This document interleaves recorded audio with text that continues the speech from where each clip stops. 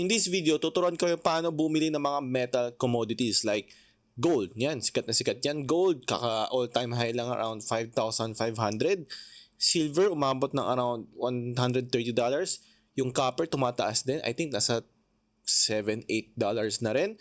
So, tuturuan ko paano bumili tong tatlo na to gamit ang crypto. So, sa mga hindi nakakaalam, pwede ka nang bumili ng mga stocks, US stocks, global stocks like katulad ng Tesla, Google, mga commodities like katulad ng gold, silver, copper sa crypto. Yes, pwede ka nang bumili gamit ang crypto. If first time mo lang sa crypto, then meron ka mga additional steps na kailangan mong malaman. Ginawa ko na yung video na way before pa. Search mo lang is paano mag-invest sa crypto. Kasi importante yung step na yun. Kasi kung hindi ka marunong nun, most probably hindi mo maaabot tong tutorial video to, no? Hindi mo rin alam paano gawin to. But if nagki-crypto ka na, nag-i-invest ka na sa mga Bitcoin, napakadali lang, no? Para ka lang bumibili ng Bitcoin, Ethereum, pero instead of Bitcoin, Ethereum, gold, silver, copper ang binibili mo. So saan ka pwedeng bumili ng mga ganito gamit crypto? So pwede ka sa mga centralized exchanges, pwede ka rin sa mga decentralized exchanges. So gagamitin yung example sa centralized exchange ay yung OKX kasi ito rin yung currently na ginagamit ko. If wala ka pang OKX, leave ko na link sa description. If di ka pa nakasubscribe, click mo lang yung subscribe button, nandun lang din sa baba. Sa decentralized exchanges naman, meron tayong mga iba-iba pa, no? Hindi lang OKX pala yung mga centralized exchanges na pwede kang mag-trade ng mga ganyan. Meron din mga iba. So depende na lang kung saan mo mas gusto. Ako, gamit ko is OKX. Sa decentralized naman, ang ginagamit or ma-recommend ko is yung hyperliquid. Yan yung number 1 perp dex lang. Mga number 1 decentralized exchange currently. Nandun lahat ng volume. So, pwede ka rin bumili doon. So, bibigyan ko na yung konting tutorial kung paano doon. Pero mabilis lang din naman. Okay, so first is tuturuan ko muna kayo dito sa centralized exchanges. So, nandito tayo ngayon sa OKX. So, kung wala kang account sa OKX, so kailangan mo mag-register, sign up ka, magpa-verify ka, and magka-cash-in ka through P2P or credit card. But suggest ko is P2P. But di ko nakapapakita sa yung tutorial about that. Again, nasa isang video ko na yun, doon na lang panoorin.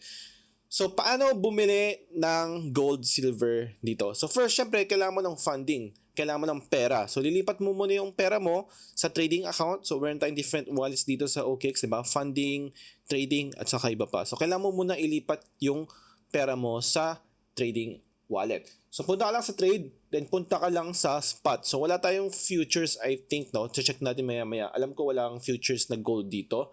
So, check muna natin yung gold sa spot kasi dito ko nakita, dito ka pwede mag-trade ng gold and silver. So, punta ka lang dito. Ang kailangan mo lang gawin is kunin mo yung tick symbol ng gold, silver, and copper. So, ang gold is XAU. Ayan, XAU. Mapansin mo, again, meron pala tayong futures dito. So, mamaya, papakita ko rin sa inyo. So, futures, ayan.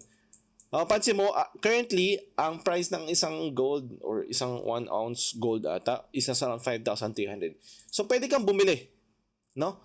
So, gagamitin mo yung USDT mo. So, for example, meron akong 10,000 USD dito. So, bili ka lang. Then, officially, nakabili ka na ng gold, no? Digital gold. Alright. Yan lang. For silver naman is XAG, I think. Ayan, XAG.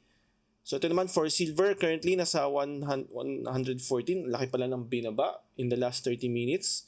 So, very volatile, no? Currently, nasa around 2 a.m. na tayo ngayon ng January 30. Patapos na pala ang January, no? February na. For copper naman, I think wala tang copper, no? I think gold and silver lang currently. But maybe sa mga decentralized exchanges or mga ibang exchanges may copper. For US stocks, global stocks, I'm not sure, wala ata, no? Wala. Pero sa decentralized exchange, yung hyperliquid, meron doon. Papakita ko sa inyo mamaya. So, pwede ka mag-futures ng XAG. Ulitin natin. For gold, XAU, meron tayong spot and futures for gold.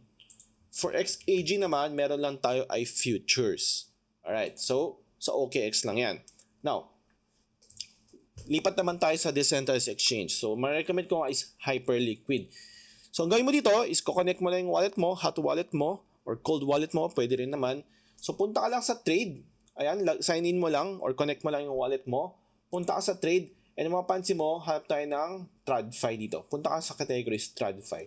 Dito mo makikita lahat ng mga stocks like silver, gold, XYZ, copper, USA 500, Tesla, Nvidia, Meta, yan, dito ka magte-trade. So these are all spot.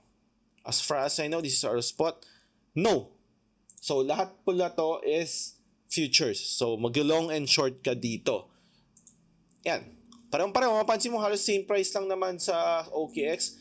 Ang kinaganda lang sa decentralized exchanges is mas marami kang mga offerings na hindi mo makikita sa mga centralized exchanges. So these are all futures, meaning ibinibet mo lang siya kung magalong o tataas, binibet mo lang siya kung tataas siya or babagsak siya. Not really binibili mo talaga yung stock, no? Binibet mo lang. Parang sort of gambling kung feel mo tataas siya or predicting. So ganun lang kabilis bumili ng gold, silver, and other stocks, commodities dito sa crypto. So mga hindi nakaalam, no? Ngayon alam nyo na pwede kang bumili gamit ang crypto. So yun lang. If meron kayong any other questions, leave nyo lang sa comments sa baba. Again, don't forget to subscribe. Link ay nasa baba if wala ka pang OKX account. Yun lang. Thank you. Bye-bye.